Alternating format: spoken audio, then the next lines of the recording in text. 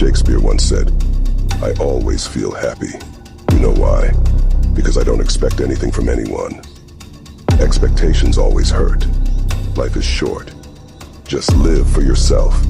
And before you speak, listen. Before you write, think. Before you spend, earn. Before you pray, forgive. Before you hurt, feel. Before you hate, love. Before you quit, try. Before you die, live.